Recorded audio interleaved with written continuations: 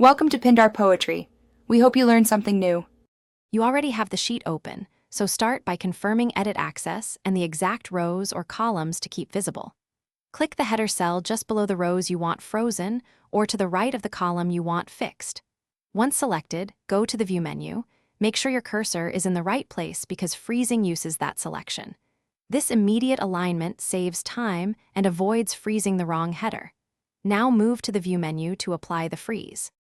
From the View menu, select Freeze, then choose the amount, 1 row, 2 rows, or up to current row so the exact selection locks.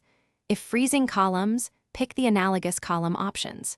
This matters because headers sometimes span 2 or more rows. Selecting up to current ensures everything you need stays visible.